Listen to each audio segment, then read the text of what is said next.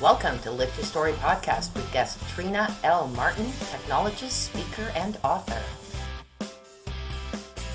Hi, everyone. I am Lori Ann. I am that gal from Mississauga, Ontario, Canada, and I'm with... I am that guy. I am Roy Miller from Dallas, Texas. Welcome to our Lift Your Story podcast.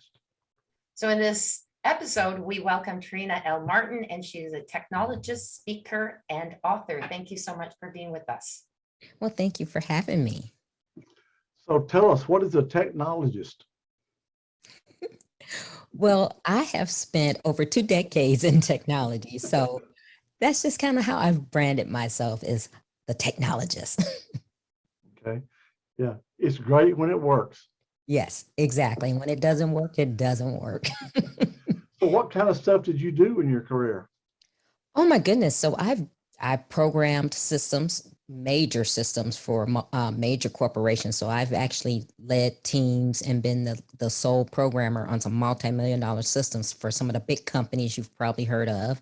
I was a consultant. I was a certified computer examiner, which just means that in the early days, I did computer forensics before it became popular like it is now. I've also dealt in cybersecurity and cyber intelligence. So I've been around the technology world for a while. Oh, okay. Were you ever a systems architect? No. Okay. No, but as being a programmer, I did all of that as well. So not only did I write code, architect, dealing with customers and consumers and doing requirements and things like that. Yeah. That's kind of what my son does. That's why I was asking. Yeah.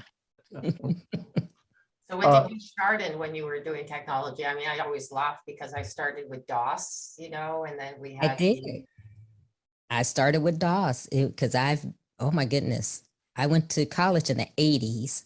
So yeah, DOS was one of those things that you got excited to type on the command line and say, oh, run, stop, go. You're like, yay, it did something. What was it? CD : / whatever. And Yeah. then there was C++, and there was all those other ones that I started taking. I thought, wow. Yes. Yeah. That's fun. It's nice to see it grow, though, right? I think that it was more fun for us that started at the very beginning to actually see the growth and the changes. And although we had to keep up really quickly, but the younger generation just they can't grasp that quite often. No. It's funny because I see some of the young generations, kids that are just coming out of college and doing it. And I was like, yeah, I used to program in COBOL. And they're like, huh? What? What is that? Well, that's like having the monitors with the green print on them. Yep. And then when the orange print came out, I was like, oh, wow, look at this. Yeah. Orange. And it would embed itself into the screen if you left it on too long. Yeah. Oh my gosh. Yeah. I can remember that's the days back when there was Lotus 1-2-3. Yeah, I remember that. Yeah. Yep. That was before Microsoft Word and all those other good ones that came along. Yeah. I can't think of what the word processing program was. It's real popular anyway. Star. Goodness, I can't think of it. It was right on the tip of my tongue before you said it. Yeah. Anyway. Lotus 1-2-3 and what? Oh my God, it'll come to me later. Yeah, because there was a real popular word processing program. Those were kind of the two standards at the time. Exactly. Yeah. So you're also an author. I am. Tell us about what you've written. Well, I've written my own book, and then I've actually co-authored, and I was a co-author on an anthology with probably like 15, 16 other authors. But my book is my labor of love. It's called From a Mess to Amazing: 7 Steps to Create the Life You Deserve. And it's actually a half memoir and half encouragement, inspirational self-help type of thing. And in the book, I just talk about my journey through life and some of the things I learned through life, some of the hard times and the things I've had to go through and how I overcame those. Do you mind sharing some of your things, hard times? Oh, sure. Well, it's funny because I've had this great career, couple great careers. Actually, I've been blessed. I was in the technology industry for over, 2 decades. And also last year retired as a naval officer after 30 years of service. Actually, it's been a year. It was November 1st was my year of retirement. And I had, on the outside, I was great, right? I had the great resume. I looked good. But on the inside, I was dealing with a lot of things, and I didn't realize that a lot of it stemmed from my childhood. So I am the youngest of 4 children. I grew up in Chicago to a single mother who was very, very verbally abusive to me. I am the youngest, and I have the largest age gap in between me and my siblings. So basically, I grew up in the house by myself with my mother, and she was very verbally abusive. Just would say some of the most horrible, nasty things to me. I'm ugly, I'm lazy, I'm a bad daughter. And those things actually shaped me. It actually, on a good note, it made me a type A person. I was very driven to succeed. First in my family to go to college. But then it also showed up in some negative ways, which was me ending up getting into relationships with men that were very abusive as well, because I was looking for somebody to love me and someone who I wanted to validate me and say, oh, this person, I see I'm a good person. So let me, give myself and show all of this to them. So throughout my career, I checked all those boxes. I was, I was striving, I was working hard, I was type A, but in my personal life, it wasn't so good. And it took me a long time, and I hit a brick wall probably about 10 years ago in my life that just really made me work on myself and start to really reflect inwardly to see what was my issue, what was the problems that I was having, and why, why was I going through these things? And it all boiled down to that childhood and just the things that I did over the years, I guess trying to outrun it, if that makes sense, outrun that childhood. And that's kind of what, caused me to write the book, because at one point I was like, man, I'm such a failure in life. I'm so screwed up. Why can't I get this right? I feel like a horrible mother. I'm unlovable. All of these things started going through my head, even though I had great careers. I'm smart, just all these things. And I said, well, you know what? If I can feel like that, feeling helpless and hopeless, I know there's someone else out there who feels the same. And I want to tell my story to help inspire other people. I can kind of relate to what you're saying, because my dad was real same way. You're stupid, you're an idiot, you're never going to make. No matter what you did, it was never good. You know what I mean? So right. I grew up, and then I always grew up and thought I was stupid, and I could never accomplish anything. And it was after I got out of high school that I found out that I wasn't. Right. But I know what you're going through, or what you went through. I've been there. And hearing all that stuff, you take it in, and you become that person. Yes. And the difference, I think, between you and I is you use it to move forward. You were going to prove you weren't. Right. And that's exactly what it was. I spent my life saying, I'm going to show her. So I'm working extra hard, for one, because I was like, I'm never going back there. She would never be able to say, see, I told you, see, I told you. Yeah. So I was trying to, prove it to her and everyone else, and ended up being a people pleaser. And like I said, getting into very abusive relationships with men. And on some of my just regular friendship, people would take advantage of me, and, it was very abusive. So I had to really build my self-esteem back up and start really loving myself the way that I should. That's hard to do, and a lot of people never do it. That is true. And forgiveness is one of the big things. And that was where I struggled, because, I had made mistakes along the way, and I would call myself stupid. I would say, oh my goodness, you're so stupid. How can somebody so smart be so stupid? Why did you make these dumb mistakes? Why did you, so you start talking to yourself badly. You say things to yourself that you would never say to someone else. So that was one of my steps. I was like, you have to learn how to forgive yourself. And it took a long time for me to say, you know what? I'm human. I made a mistake. I made some poor choices and some poor decisions, but that's life, right? That's who in life hasn't. And if they tell you they haven't, they're lying. So, um, yeah, you just have to, move past that. And that's why I called it From a Mess to Amazing, because every one of us in some way or the other has made a mess in our lives. And the most important thing from that is don't let that mess stop you. Don't let your past define your future or define who you are. And that was the point of the book was, yeah, even somebody who is as accomplished as I am, I have made mistakes. I have failures. I've done things. But the point is that was the past. I'm human and I'm going to keep going and growing from that. So that's the whole point. Just don't stop and don't let your past define who you are. Yeah, many Question. people do. Yeah, I just have a quick question. Do you ever wonder if the verbal abuse your mother put on you was really what was reflective of herself and how she felt about herself? I think that now, as I've gotten older and started to really kind of process it, my mother passed away in 2006, but just reflecting back on her and the type of person she was, I think that's how she felt about herself. Yeah, because she had made mistakes and done things. And I think she really was just an unhappy person. And unfortunately, she died an unhappy person.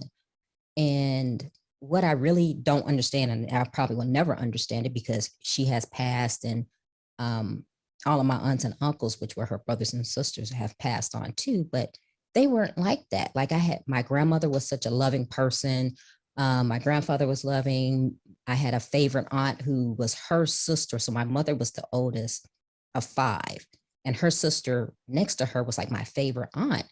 And it was funny because my aunts even would say, wow, why does your mother treat you like that? She treats you horribly. And these were her sisters. And I was going, well, I don't know. And you guys are her sisters. You have known her longer than me. So if you don't understand, I don't understand. But yeah, just as I've, come of age and really started looking inward, I started to figure out, I said, I think she was just such a bitter and unhappy person herself. And by me being the last person, my siblings had gone on, gotten married, living their lives, and being the person in the house with her. And she saw that I was ambitious and I was driven. I think that just really kind of just ticked her off. I think A that's little jealousy. yeah. And exactly. And I saw that going throughout the years that she was jealous and the things that she would say, whereas you would think a mother would, be proud of her daughter. She would say things and I was like, wow.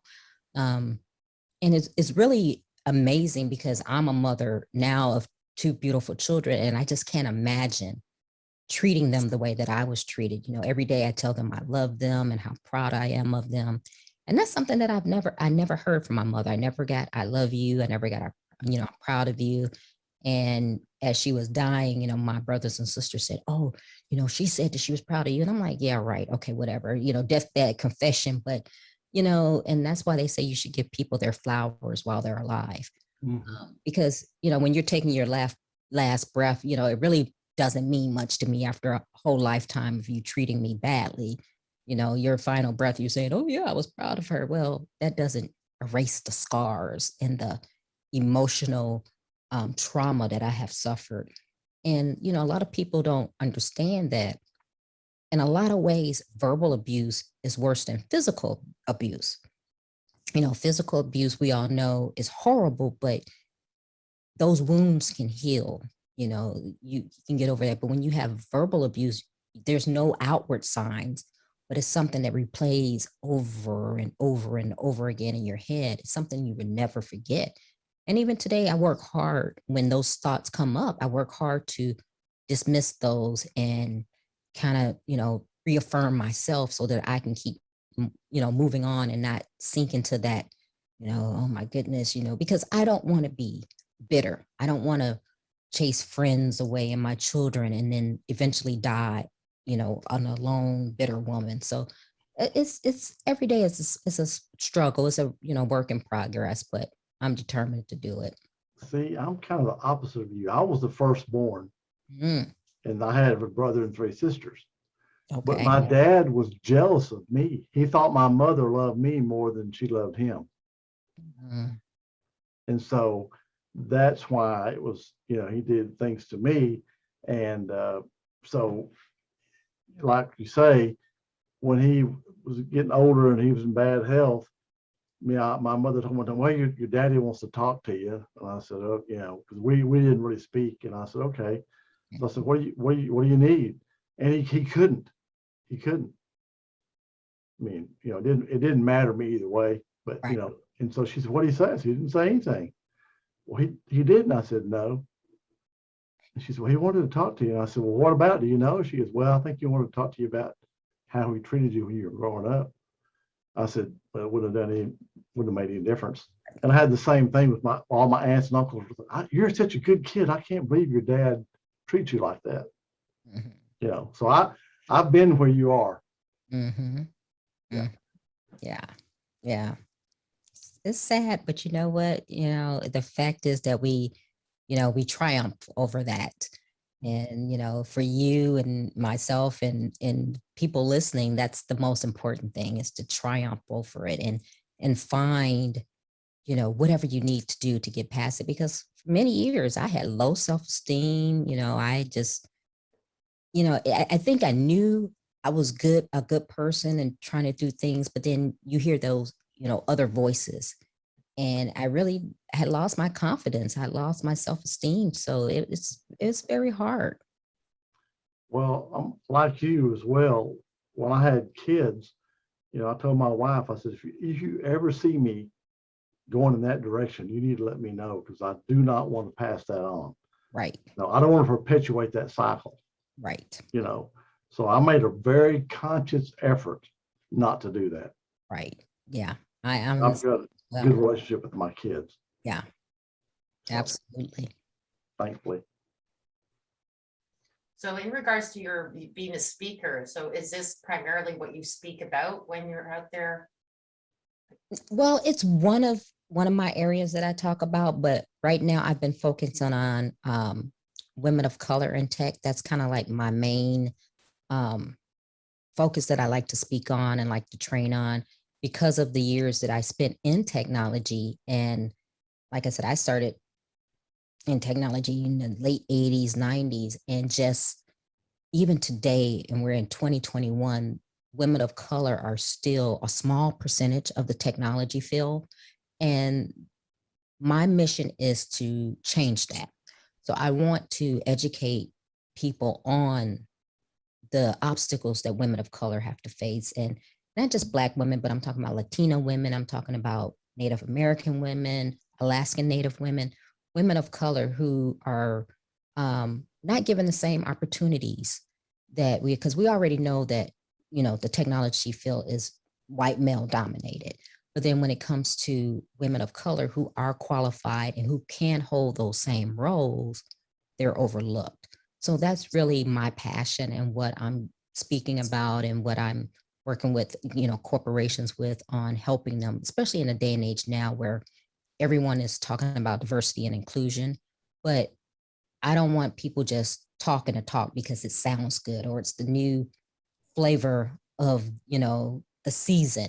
I want people to actually, start really looking at that because to be totally, diverse and inclusive. And I think for us to really evolve as, a country, a world, as humanity, we need to start looking at everyone and what everyone brings to the table. So that's really my passion and my love.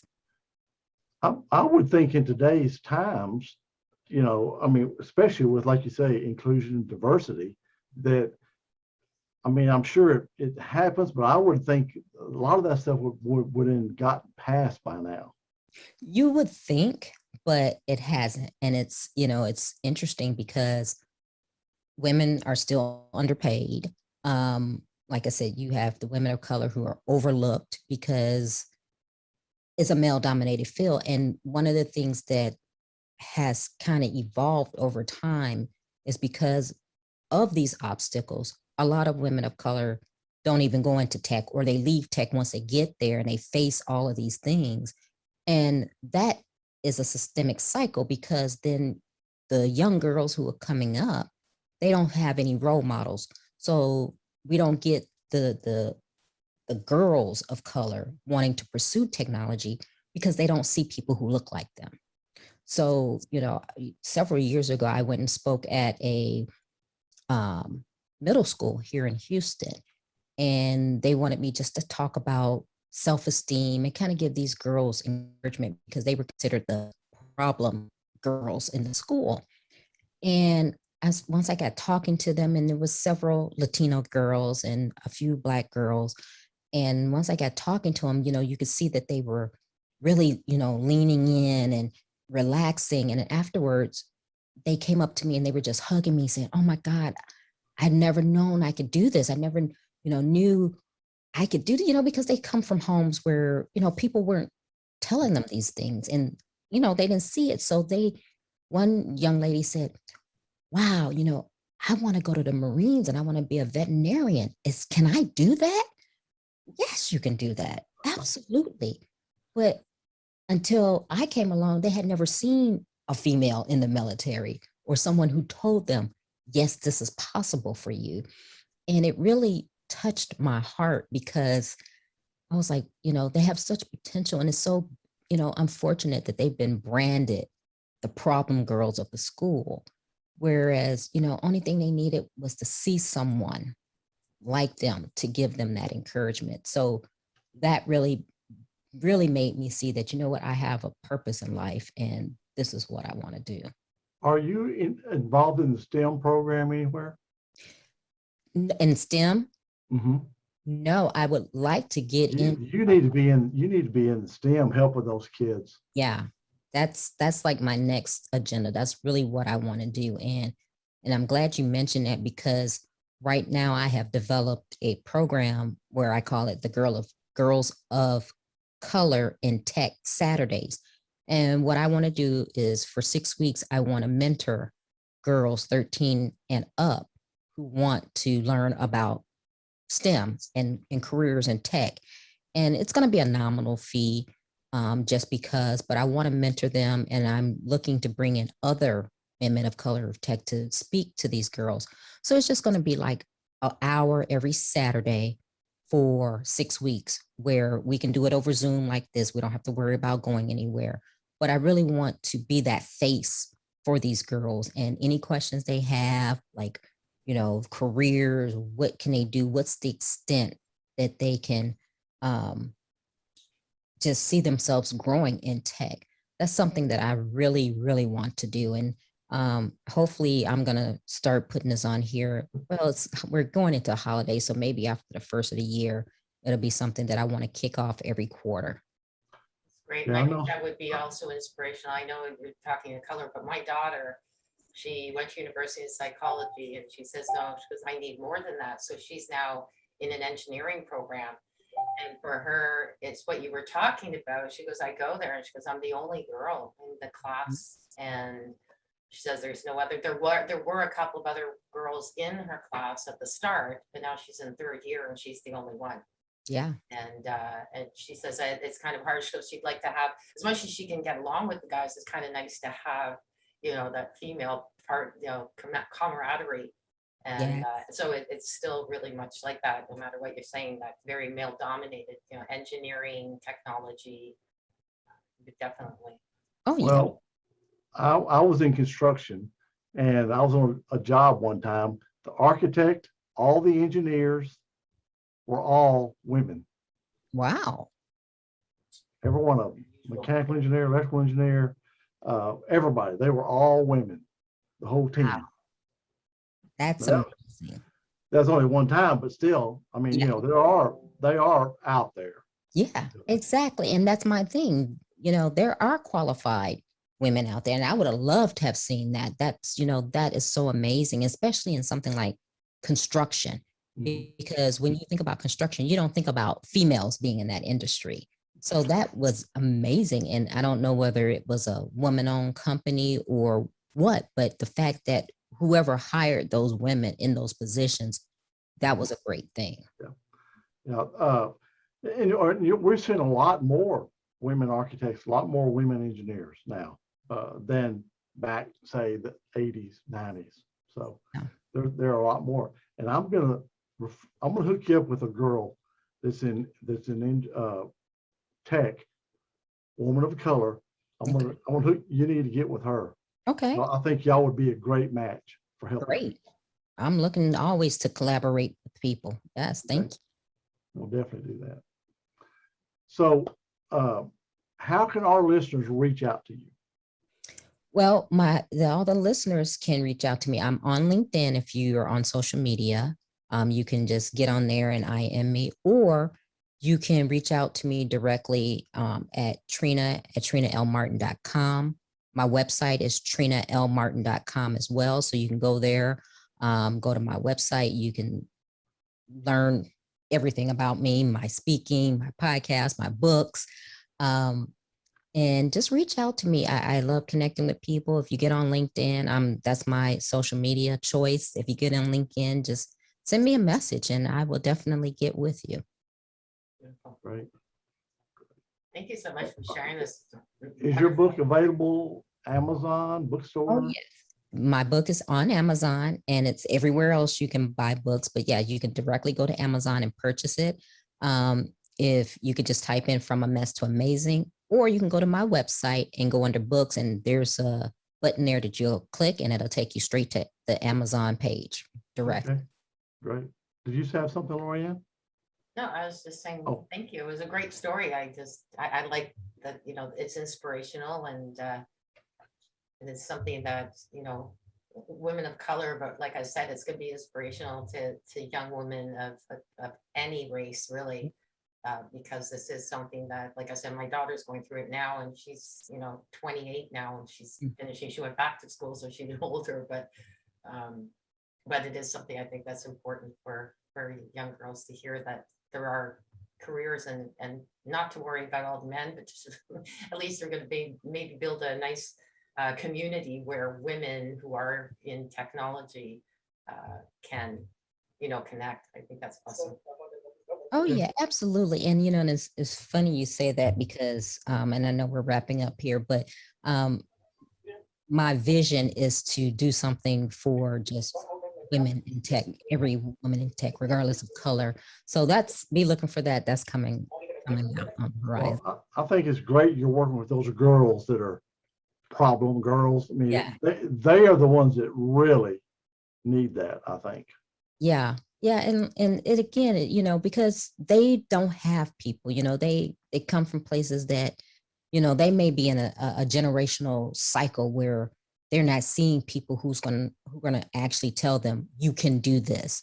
So if I can be that face and that voice for them, that's what it's all about. We're put here for a purpose, and that's what I want to do.